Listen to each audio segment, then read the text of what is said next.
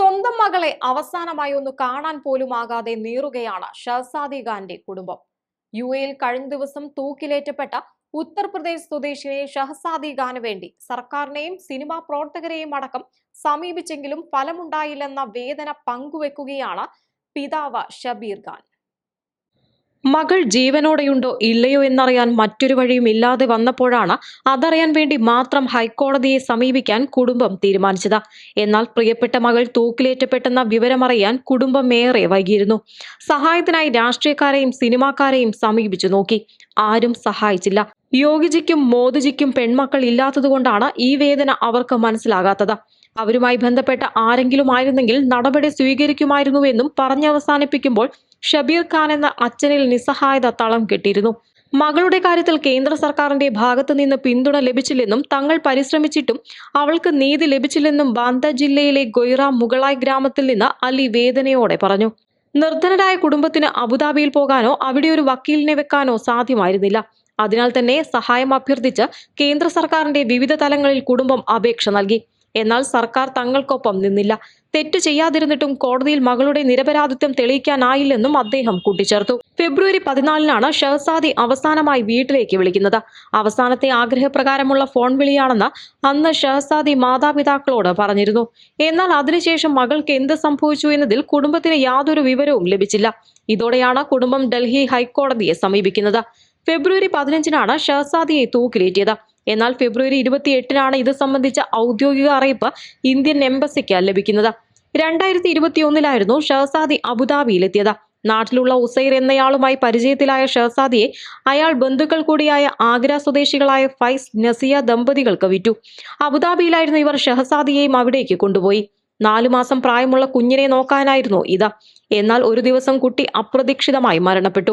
കുട്ടി മരിക്കാൻ കാരണക്കാരെ ഷഹസാദിയാണെന്ന് ചൂണ്ടിക്കാട്ടി ഫൈസും നസിയയും പരാതി നൽകുകയും തുടർന്ന് ഷഹസാദിയെ പോലീസ് അറസ്റ്റ് ചെയ്യുകയുമായിരുന്നു. കേസിൽ ഷഹസാദി കുറ്റക്കാരിയാണെന്ന് കണ്ടെത്തിയ അബുദാബി കോടതി അവർക്ക് വധശിക്ഷ വിധിച്ചു. News desk Sedco news.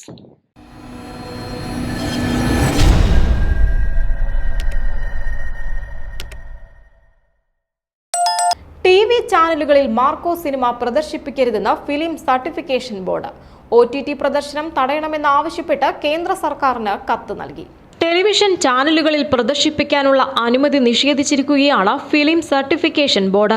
OTT പ്രദർശനം തടയണമെന്നാവശ്യപ്പെട്ട് കേന്ദ്ര സർക്കാരിന് കത്തയച്ചിട്ടുമുണ്ട്.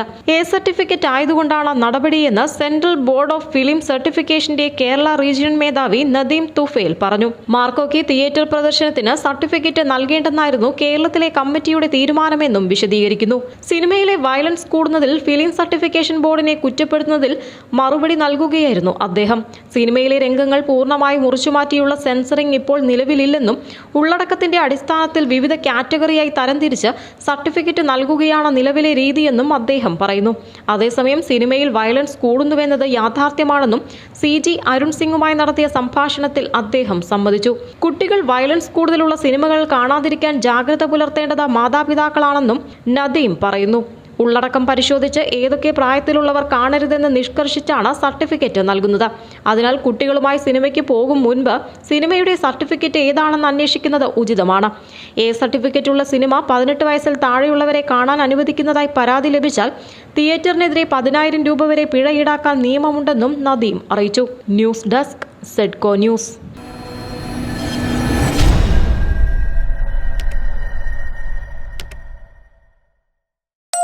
ബാംഗ്ലൂരിൽ നിന്ന് കൊച്ചിയിലേക്ക് അവധിക്കാലത്തെത്തുന്ന കുടുംബങ്ങളെ പിഴിയാൻ സ്വകാര്യ ബസ്സുകൾ.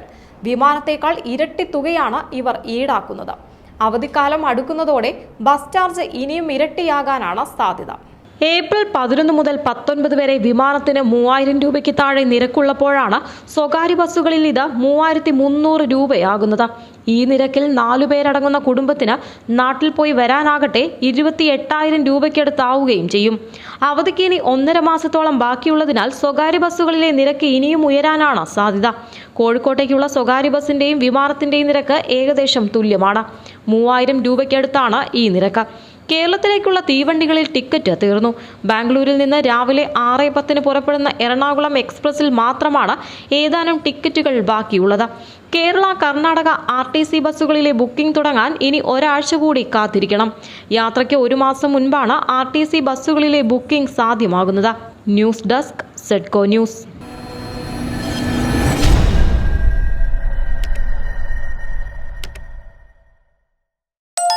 പതിനഞ്ച് ദിവസത്തിനിടെ 4 ദുബായ് യാത്രകൾ നടത്തിയതോടെയാണ് അധികൃതർ കന്നഡ നടി രന്യ റാവുവിനെ നോട്ടമിടുന്നത്.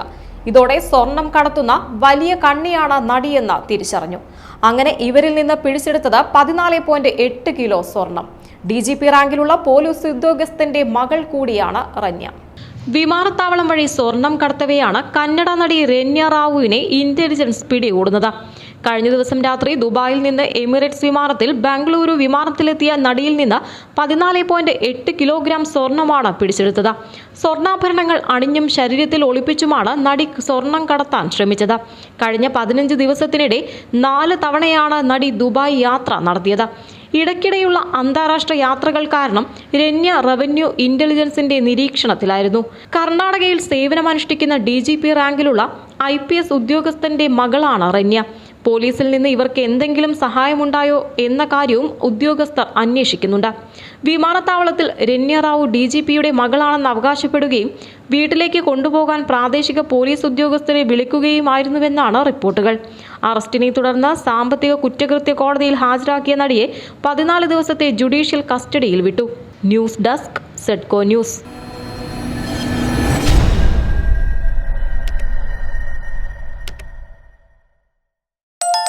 ഷഹബാസ് കൊല്ലപ്പെട്ട സംഭവത്തിൽ മെറ്റയോട് വിവരങ്ങൾ തേടി അന്വേഷണ സംഘം. ഓഡിയോ സന്ദേശങ്ങളുടെ ഉറവിടം പരിശോധിക്കും. വിദ്യാർത്ഥികളുടെ ഫോട്ടോകൾ പ്രചരിച്ച സംഭവത്തിലും അന്വേഷണം നടക്കുന്നുണ്ട്.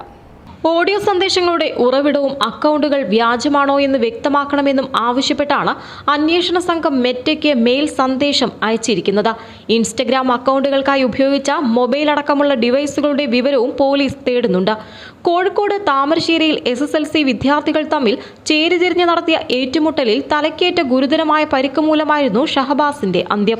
അതിനിടെ ഷഹബാസിനെ മർദ്ദിച്ച വിദ്യാർത്ഥികളുടെ ഫോട്ടോയും സാമൂഹിക മാധ്യമ സന്ദേശങ്ങളും പുറത്തുവന്നിരുന്നു. ആക്രമണത്തിന് ശേഷം നടന്ന ചാറ്റുകളാണ് പുറത്തുവന്നത്.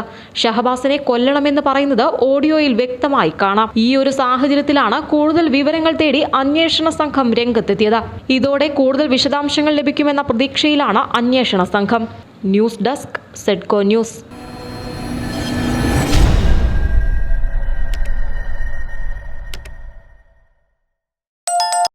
സീറ്റ് ബുക്കിംഗിൽ തട്ടിപ്പ് നടത്തി സിനിമാ തിയേറ്റർ കാലിയാക്കുകയും 1.5 ലക്ഷം രൂപ നഷ്ടം വരുത്തുകയും ചെയ്തുവെന്ന പരാതിയിൽ മറ്റൊരു തിയേറ്റർ ഉടമയുടെ പേരിൽ ഹൊസ്ദുർഗ് പോലീസ് കേസെടുത്തു.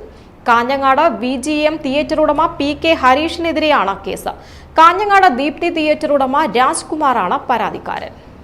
ആഴ്ചകൾക്ക് മുൻപ് പ്രദർശനത്തിനെത്തിയ രേഖാചിത്രം എന്ന സിനിമയുടെ 2 ഷോ മുടങ്ങിയതിനെ തുടർന്നാണ് രാജ്കുമാർ പരാതി നൽകിയത്. സീറ്റ് ബുക്ക് ചെയ്ത ശേഷം 9 മിനിറ്റിനുള്ളിലെ പണം അടയ്ക്കേണ്ടതുള്ളൂ. 9-ാം മിനിറ്റിന് തൊട്ടു മുൻപ് ബുക്ക് ചെയ്തത് മുഴുവൻ റദ്ദാക്കും. ഉടൻ വീണ്ടും ബുക്ക് ചെയ്യും. ഇങ്ങനെ ഓരോ 9 മിനിറ്റിലും സീറ്റുകൾ ബുക്ക് ചെയ്തുകൊണ്ടേയിരുന്നു. ഓൺലൈനിൽ ബുക്ക് ചെയ്യുന്നവർ ബുക്ക് മൈ ഷോ ആപ്ലിക്കേഷൻ തുറന്നാൽ എല്ലാ സീറ്റുകളും ബുക്ക് ചെയ്തതായി കാണും. തിയേറ്ററിലെ കൗണ്ടറിൽ നിന്ന് ടിക്കറ്റ് വിതരണം ചെയ്യാൻ നോക്കുമ്പോൾ ഒരു സീറ്റ് പോലും ബാക്കിയില്ലാതെ എല്ലാം ബുക്ക് ചെയ്തിരിക്കും. സിനിമ തുടങ്ങിയപ്പോൾ ഒരാൾ പോലും എത്തിയില്ല. ബുക്ക് മൈ ഷോ ആപ്പിൽ നോക്കിയപ്പോൾ മുഴുവൻ ടിക്കറ്റുകളും റദ്ദാക്കിയതായി കാണുകയും ചെയ്തു. മോർണിംഗ് ഷോയും മാറ്റിനിയുമാണ് മുടങ്ങിയത്. ആപ്ലിക്കേഷനിൽ സാങ്കേതിക തകരാർ സംഭവിച്ചതായിരിക്കാമെന്നാണ് ആദ്യം കരുതിയത്. പിന്നീട് സംശയം ബലപ്പെട്ടതിനെ തുടർന്ന് രാജ്കുമാർ പോലീസിൽ പരാതി നൽകി. സൈബർ സെല്ലിന്റെ സഹായത്തോടെ ആരാണ് ഇങ്ങനെ ടിക്കറ്റ് ബുക്ക് ചെയ്യുകയും റദ്ദാക്കുകയും ചെയ്തതെന്ന് പോലീസ് കണ്ടെത്തി. VGM തിയേറ്ററിൽ രേഖാചിത്രം നന്നായി ഓടുന്നതിനിടെയാണ് ദീപ്തി തിയേറ്ററിനും ഈ സിനിമ ലഭിച്ചത്. ഇതിലുള്ള പ്രതിഷേധമാണ് തട്ടിപ്പിലേക്ക് നയിച്ചത്. News desk Sedco news.